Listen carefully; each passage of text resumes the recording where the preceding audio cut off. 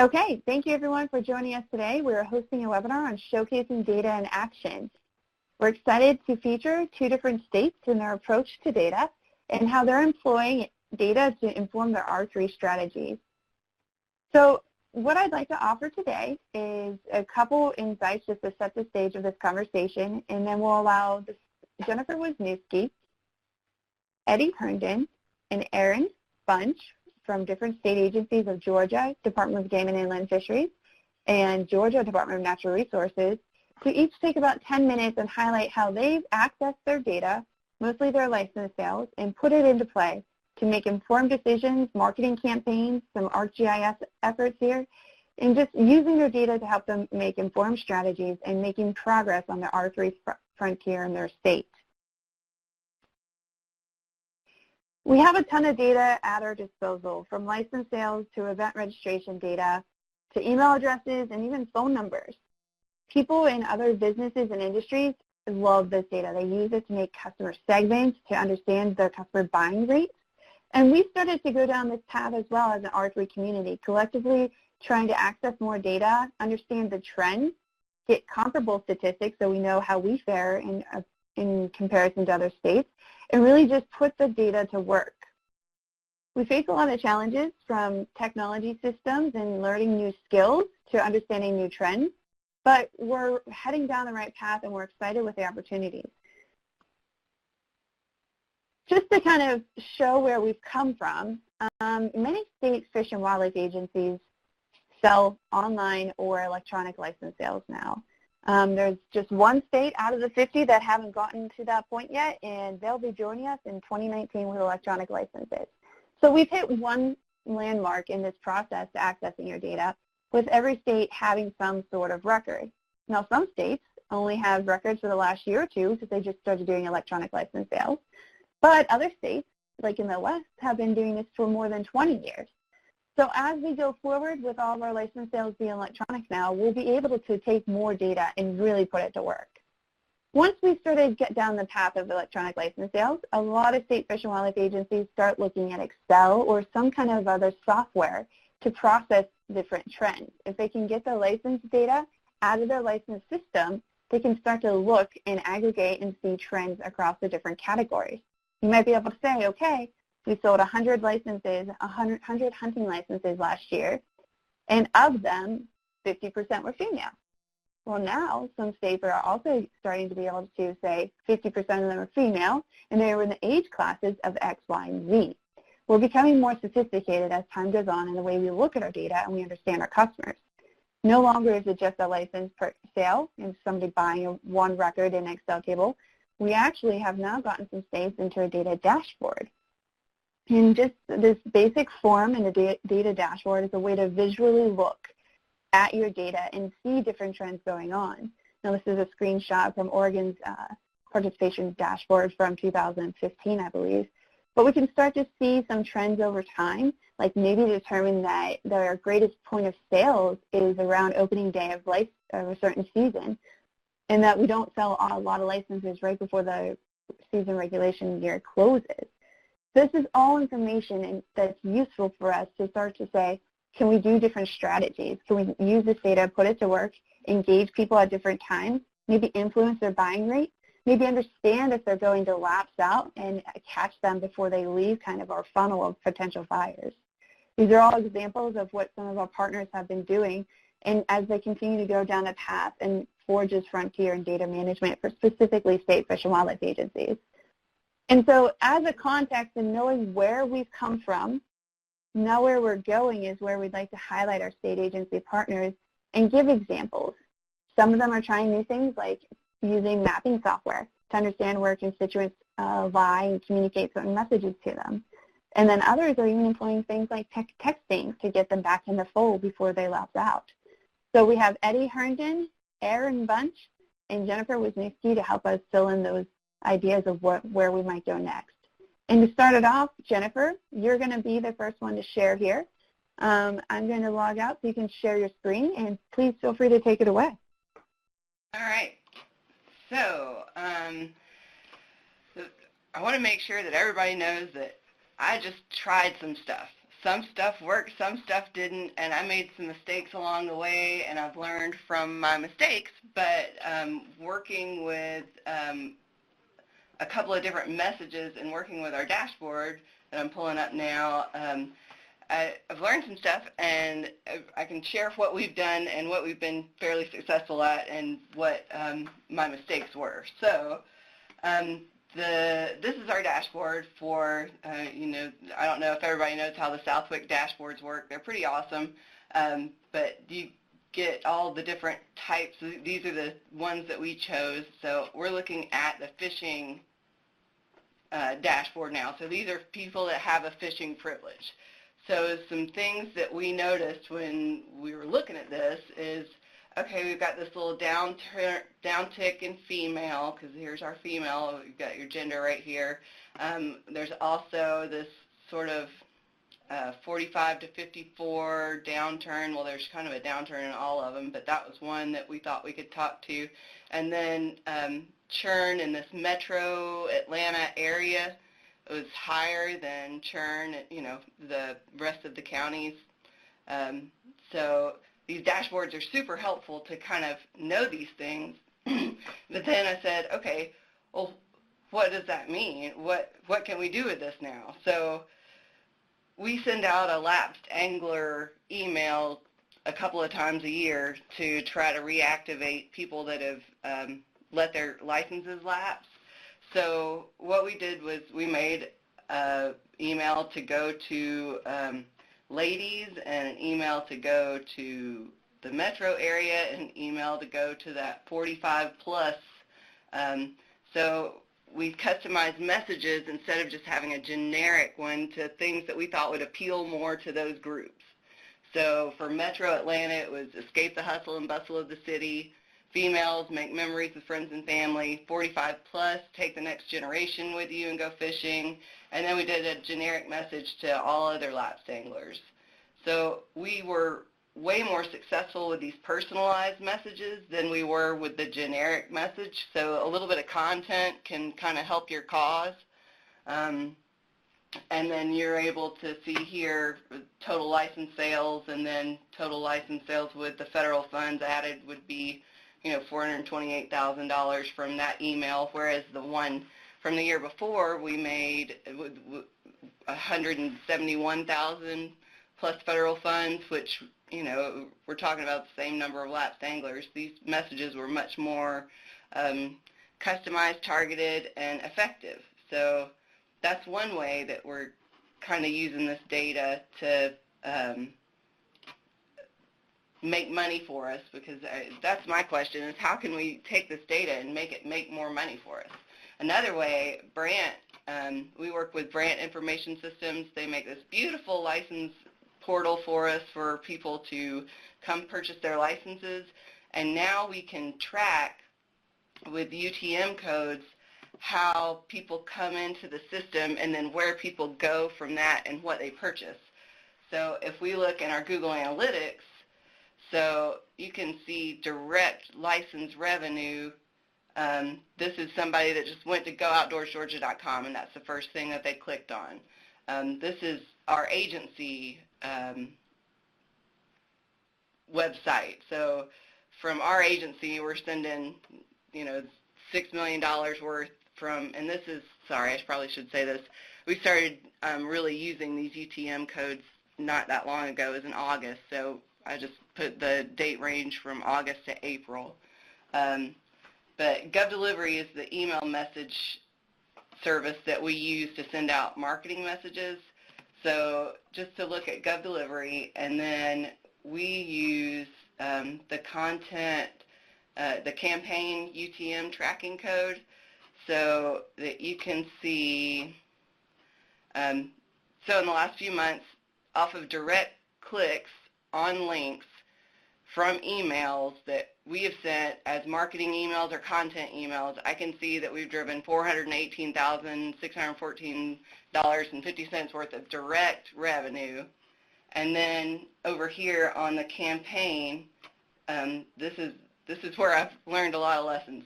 So these are all separate emails that were sent, and then the revenue that's attached to each of the email, but I didn't name them very well. So Brant has taught me some lessons on campaign and UTM naming, and so the only ones that I did a very good job with was we're working with the Archery Trade Association to do that study on sort of which of 4 messages work the best. So I'm sure responsive management will come out with their own, but the message about success, which was the one that had a picture of delicious-looking meat cooked in the email, made us the most money out of this little control group that they did. And then another one was a recreational message, another one was a social message, and the one that was aesthetic was like get out into nature. So out of those 4 messages, we can see the one that drove the most click-through revenue is the one that had hunting success in it. But anyway, you can see different email campaigns that we've done. So I thought I'd kind of walk you how we know that.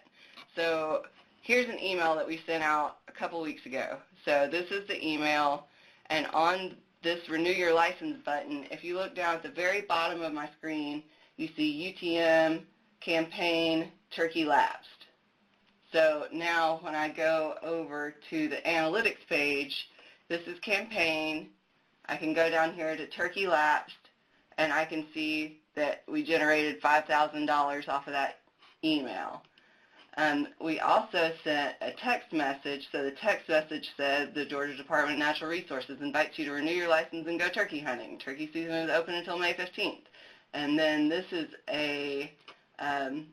another, it's a shortened URL of that huge URL with the UTM tracking, and that also is in this too. So the turkey message was not that successful. It's hard to get lapsed hunters to renew a license when there's only a couple weeks left in turkey season, but I tried.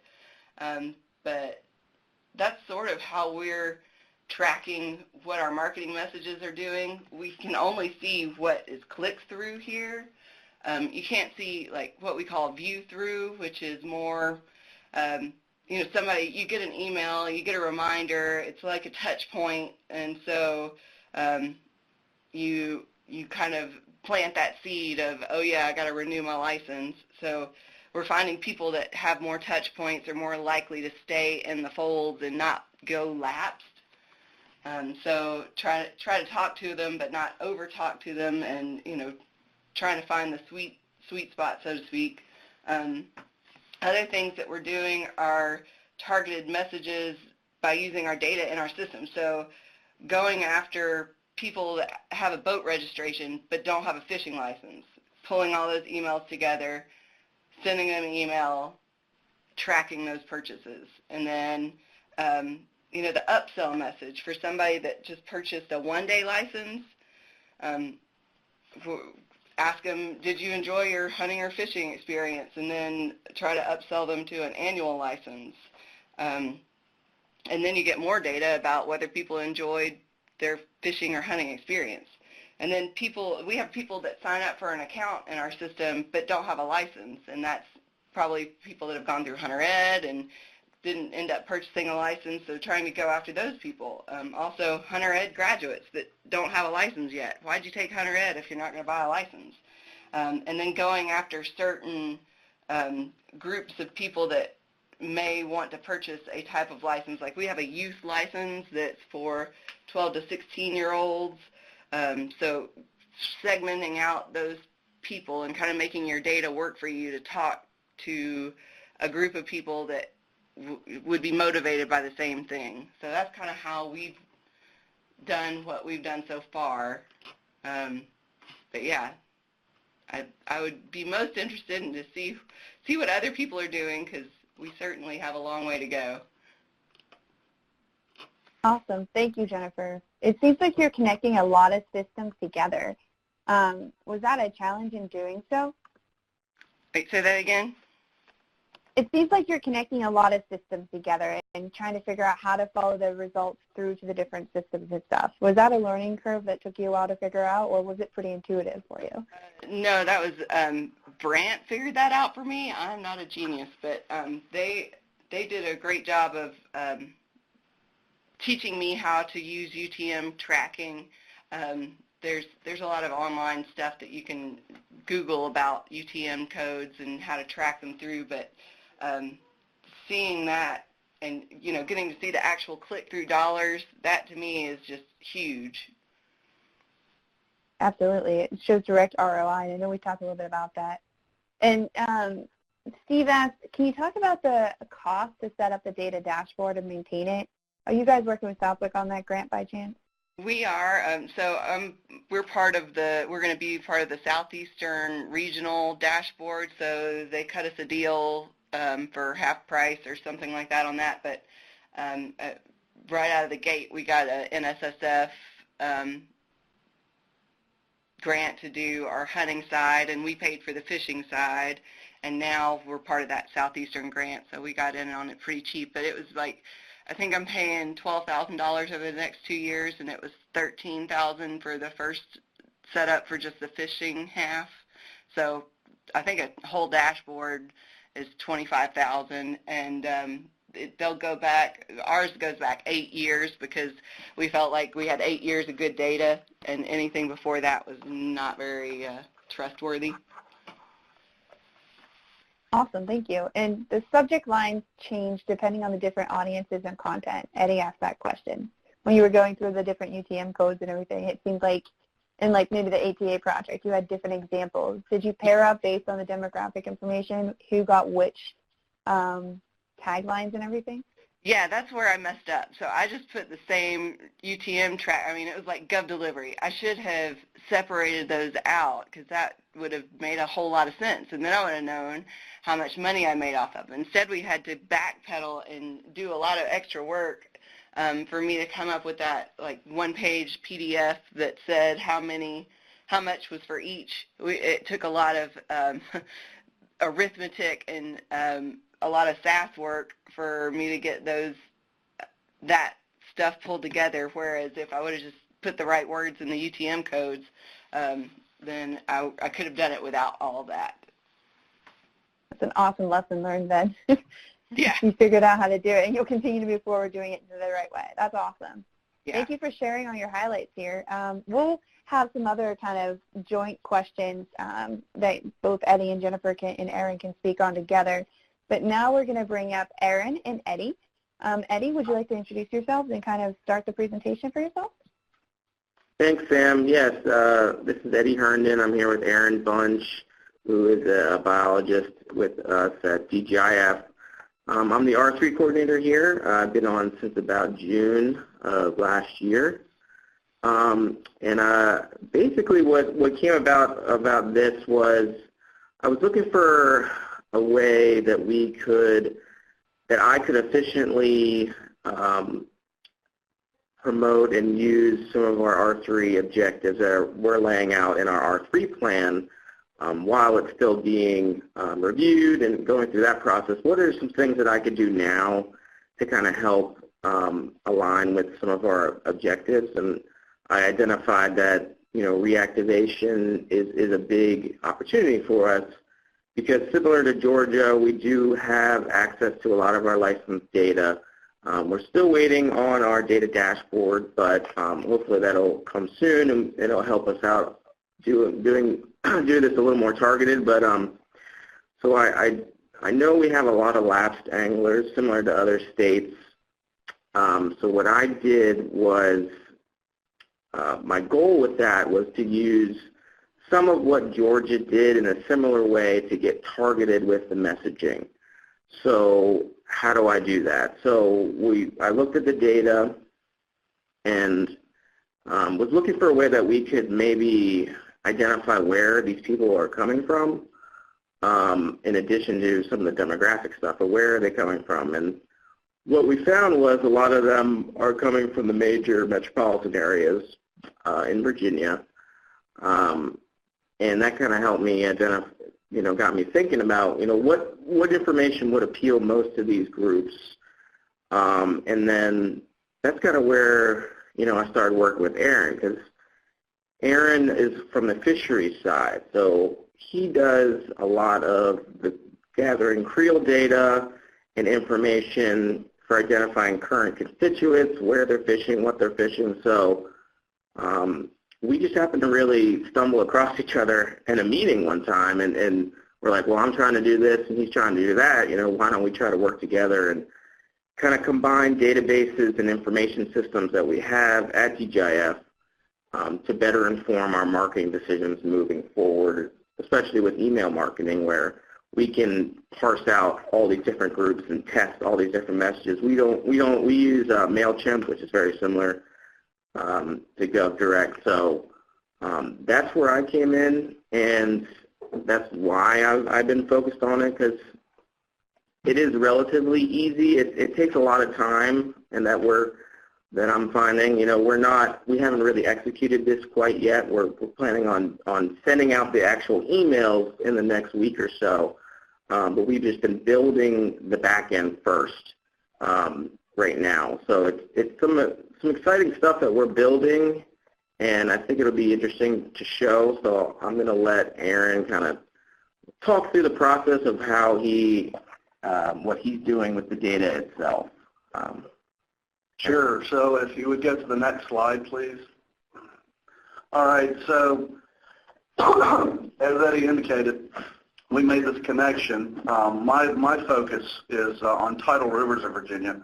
I'm a tidal rivers project leader, fisheries biologist for the state, and it's a very diverse set of river systems, and we've got a very diverse clientele that utilize those systems.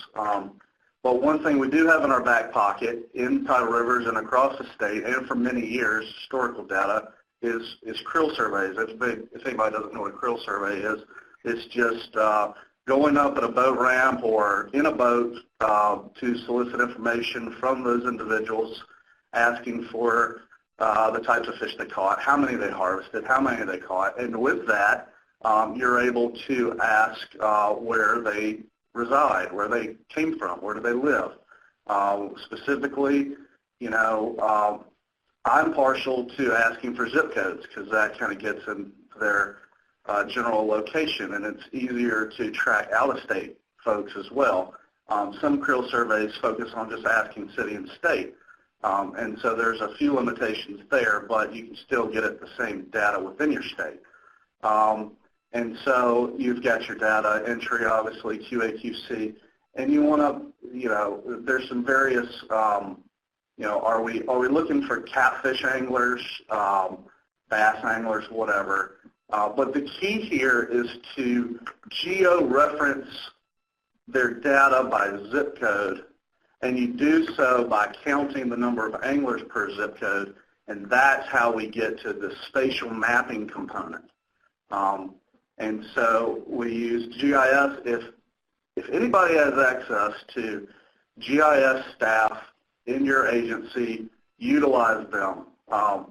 Jay Kapolinski has been amazing to work with and happy to help me here in Virginia, and there's no way I could have done it without the GIS staff that we have here in Virginia to quickly turn it around. I mean, I could have done this on my own 2 or 3 weeks of solid learning, but I utilized our GIS staff, and they allowed this to be a real quick turnaround. So there's, I won't go into too much more details, but it's a spatial analyst in GIS. And then you get to the next slide, please. And so you see something like this, where this is where you start with your spatial mapping. Where do the anglers reside? The question here was, where do anglers reside that fish in tidal rivers in Virginia? This is a compilation of 4 tidal rivers in Virginia, and the larger the bubble, the more anglers from that zip code. So these are basically geo-referenced zip codes. They have a lat long associated. It's centroid based on that zip code.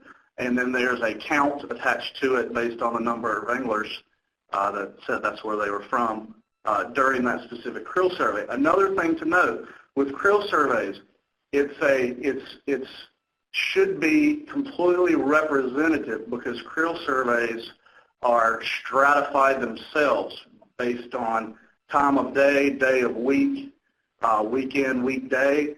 So this should be an accurate representation of the angling community that fishes that area. That's important for a krill survey in itself, not just for this residence data that I'm showing here. But so this is the start of it. So next slide, please. Okay, so and this is what we end up with. We end up with classifications. Basically a Doppler radar, a hotspot map. Where do most of the people live that fish tidal rivers? And as you would expect, based on a lot of the research that's been done, is that people don't like to travel very far in general.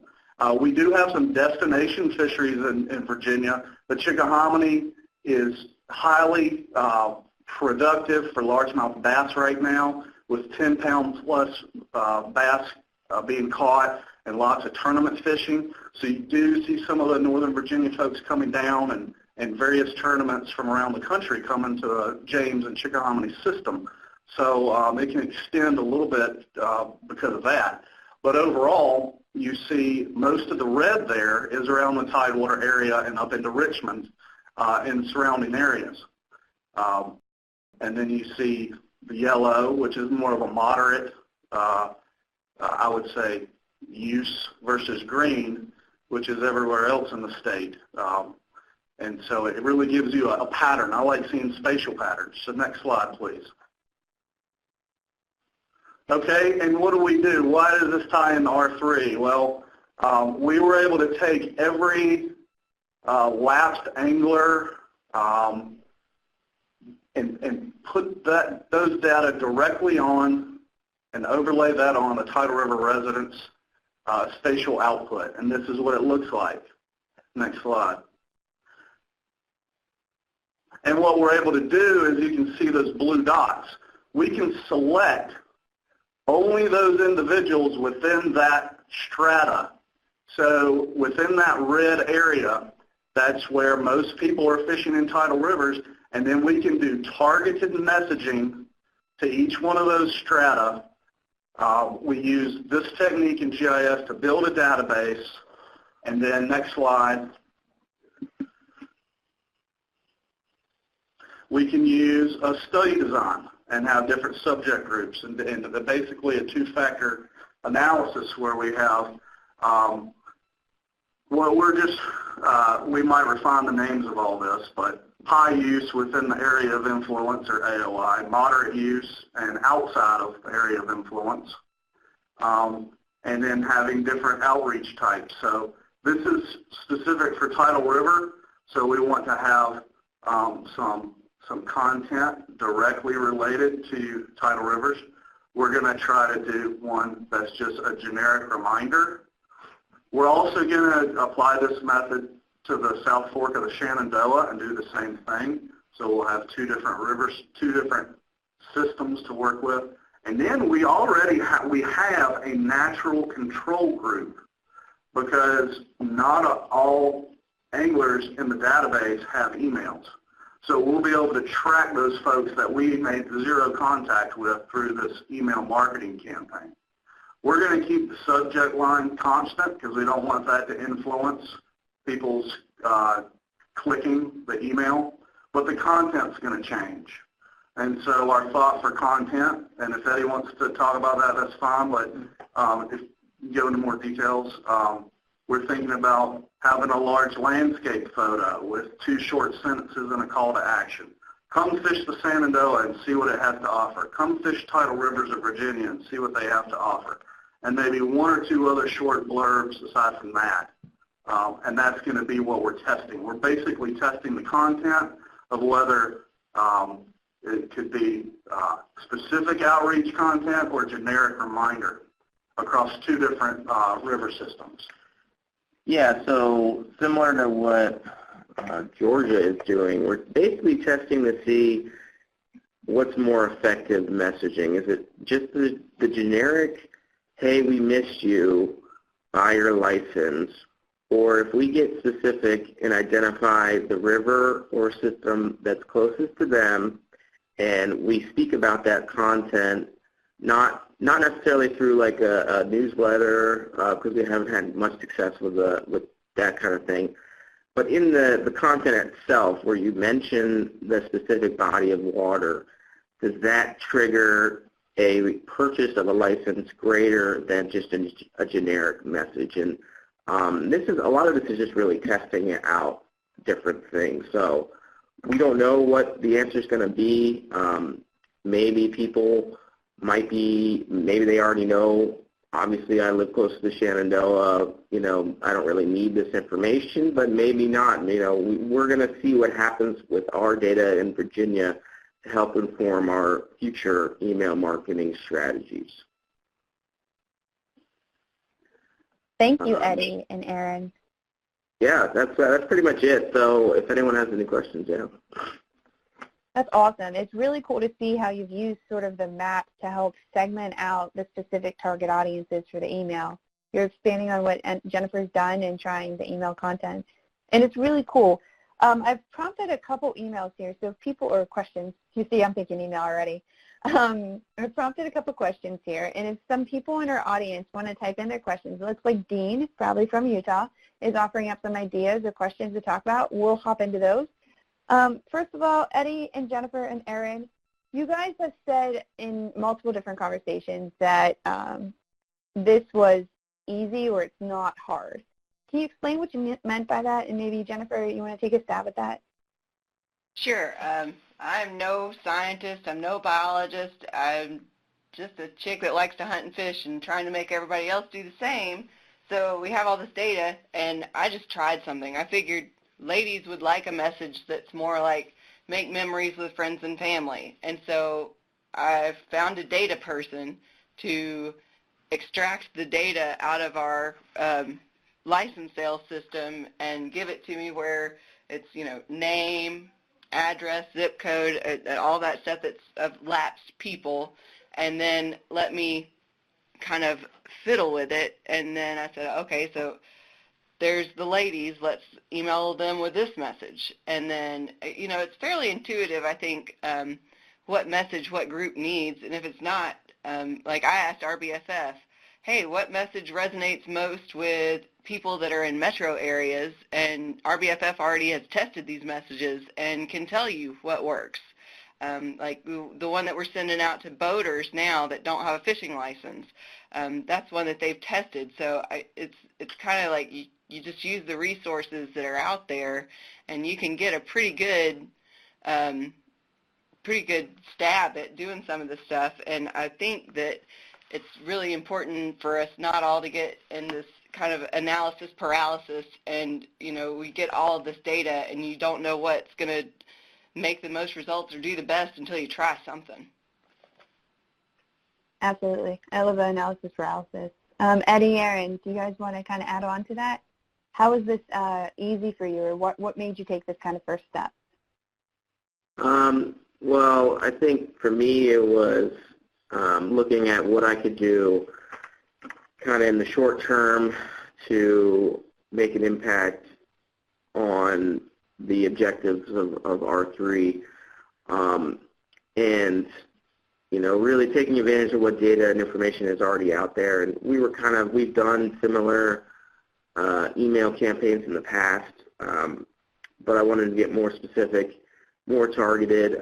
There's really limitless options on what we can test. I mean, there's so many different things that we could test. This kind of just fell into my lap, so I've been focused more on the location-based testing for now. But it's not that easy to do. It's just you got to have, I guess, someone that's willing to take it over. But I think a lot of companies have been doing this type of stuff for many, many years. I don't have quite the experience in it. But I think this kind of is the future for what a lot of agencies can do. Relatively easy. It's not a new program. It's not a whole new, change in structure within the whole agency. It's really just as simple as it takes one or two people to execute. I think that's what I meant by easy. Awesome. Yeah, I'll add something. This is Aaron. As far as there's krills that have been done across the country at a lot of different lakes and rivers and streams. So there's a lot of locality information or residence information, and it was just a natural fit because I was doing the spatial analysis within GIS, irrespective of any R3 or any marketing efforts. We were just trying to see where our anglers are coming from, and it just wrapped in really nicely with R3. But and I saw the comment about Tapestry. I've heard of Tapestry, but what's nice about this is you get right down to the resource level. You can look at individual streams. I could look at an individual river. This is a compilation of tidal rivers.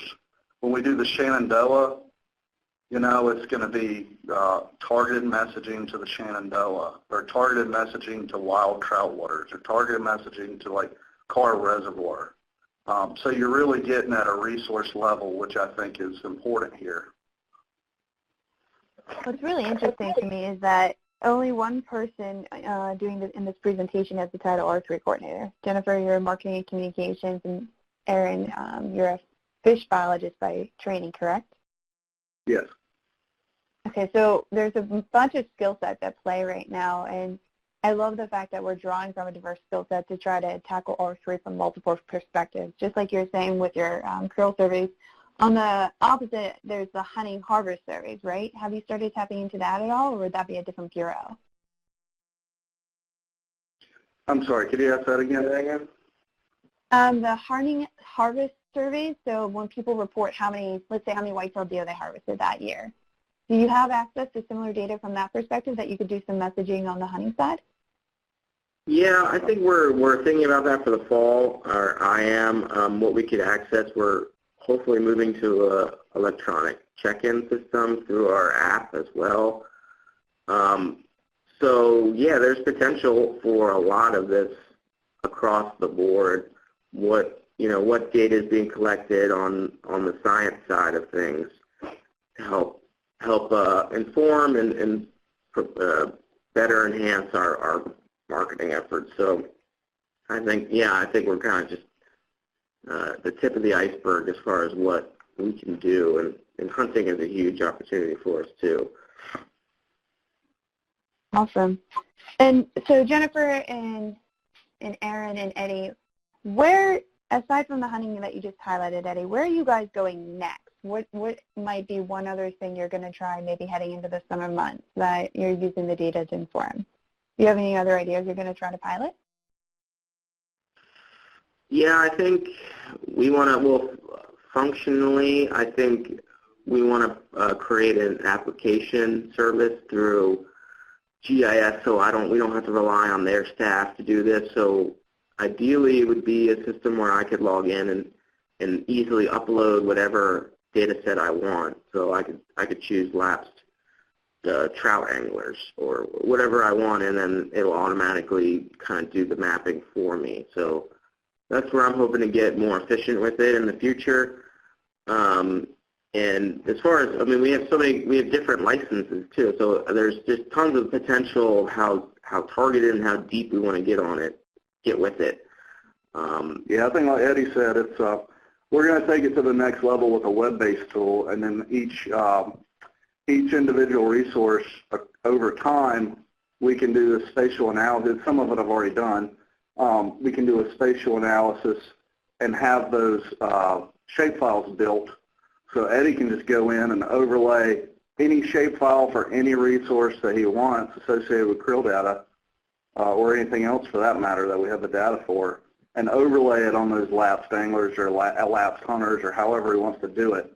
And so that's kind of the next level is web-based. And we're venturing into texting, so we've started texting people and doing that as well as emailing people, and it's worked so far for a lapsed angling message, but I had a really hard time getting people to reactivate for turkey season for whatever reason.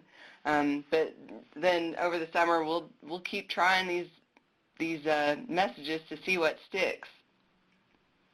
I'm very revenue driven, and I really do states should be, really focused on retention and reactivation when we have the data of all of the people that have ever bought licenses. I mean, it's so easy for us as the agency to go in there and keep the customers that we have by making sure that they know, what good content around them is, what opportunities they have, and then keep them reactivated too by doing these lapse campaigns, because, it's proven by multiple states that it works. I don't think we need any more testing. It'd be great if we knew the exact message that worked the best, but really any message works. So if you're not doing it yet, you should. Yeah, and I'll just say we also have voters as well that we're dealing with through RBSF that I think will this might help some of that as well. But a question for Jenifer: are you changing the subject lines in your emails? Or are you keeping them consistent when you send out to those different groups? Are you testing like the content or the subject of the emails itself? It's a completely different email, from subject line to imagery to everything. Okay. Okay.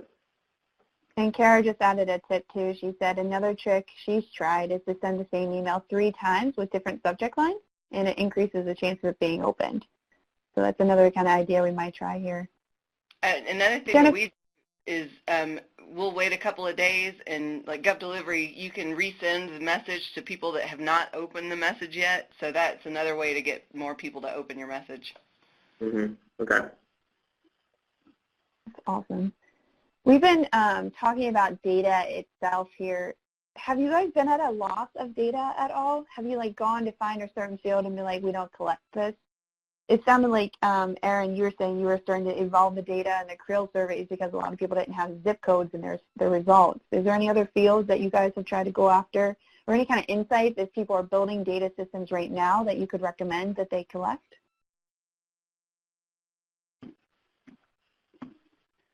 We've had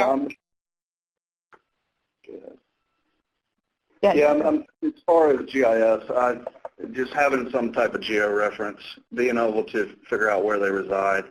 And even if they don't have zip code, you can still, if they have county, you can do centroid within the county. If you have city-state, it just takes a little bit different approach to get that lat long. And it's a finer scale. The closer you can get to their house, it's finer scale. Zip code is fine for the type of analysis that I'm doing. I know there's a lot of geospatial folks that really dislike zip codes and think they're biased, but in this case, I think that works out fine. With ours, there's zip codes and then there's counties, but counties can cross, or zip codes can cross county lines, and so we have a lot of people that want to see county level data, but then you have to kind of fudge the line and say, well, these are the zip codes that are in this county, but it's not necessarily exactly, matching. Yeah, and that's only if you have a lot of counties in your state. I know Arizona, there's only like 8 or 10 counties, so that wouldn't really work. We have 157 counties in Georgia. Yeah. That's when the GIS person goes, oh, great. I drive through 3 counties on the way to work. That's awesome. Okay, so we've covered a couple different points here. It looks like the questions, we've had a lot of comments from everything from tapestry data to target messaging. We're coming in on 150 here. I'll have one more final question, and then if anyone else wants to submit their last ideas, we'll cover those and then close up shop. So for our final question, Jenifer, Eddie, and Aaron, I'd like to know what's your tip for people to move forward. The one tip, the best advice you can give them. How can you help people move forward with this? Jenifer, do you want to start? Sure, just try something. That's all I did. I started trying something and then got better at it. I learned best from trial and error, I think, and I've had some flop emails and flop campaigns, but some of them have worked. So, be thankful for the successes and learn from the failures. Awesome. How about you, Eddie? I guess mine would be similar, but specifically for R3 coordinators out there. This is something that is going to show a return.